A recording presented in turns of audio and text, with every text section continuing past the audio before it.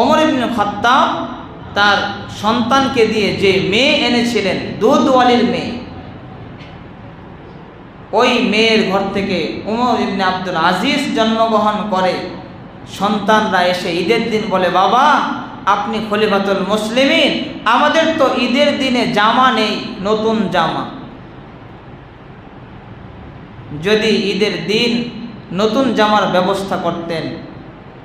মেয়েদেরকে বলে, তোমরা থাকো, আমি একটু বাইতুল মালের মুহাফিজের কাছে যাই।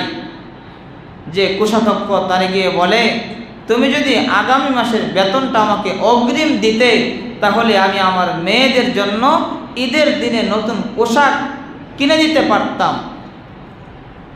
রাষ্ট্রীয় কোষাগারের মুহাফিজ বলে, আপনাকে দিতে পারবো, আপনি এখানে একজন সুপারিশ করেনেওয়ালা, আপনি যদি মারা যান 1 মাসের ভিতরে, তাহলে এই টাকার জিম্মাদার কে হবে? এই জিম্মাদার তার নাম এখানে লিখতে হবে এবং সাইন করতে হবে যে আপনি যদি মারা যান 1 মাসের ভিতরে অগ্রিম টাকা নিয়ে, এই টাকাটা পরিশোধ কে করবে? এমন একজন জিম্মাদারের নাম খাতার মধ্যে লিখে সাইন করে তারপরে আপনি আগামী মাসের টাকা নিয়ে যান।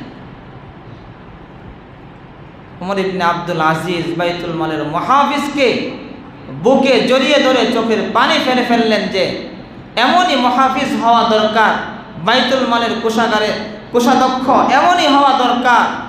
বাড়িতে গিয়ে মেয়েদেরকে বললেন, মা পুরাতন জামা দিয়েও ঈদ হয়, কিন্তু বাইতুল মাল থেকে ঋণ নিয়ে যদি আমি মৃত্যুবরণ করি তাহলে আল্লাহ তাআলার কাছে এটা ভালো হয় না। এই জন্য পুরাতন জামা দিয়ে ঈদ করো মা, বাবাকে রাষ্ট্রের কাছে ঋণী করো না। তারা কেমন ইনসাফওয়ালা ছিলেন, তাদের ঈমান কেমন ছিল। মুহতারাম হাজিরিন, এই জন্য আমরা বিক্রি হয়ে যাব না, ঈমানকে বিক্রি করব না, ঈমানের উপরে আমরা অটল অবিচল থাকব, ইনসাফ কায়েমের চেষ্টা করব। আল্লাহ তাআলা আমাদের সকলকে মৃত্যু পর্যন্ত ঈমানের উপর অটল অবিচল থেকে ইনসাফ প্রতিষ্ঠা করার তৌফিক দান করে বলেন আমিন। ওয়া আখিরু দাওয়ানা আলহামদুলিল্লাহ।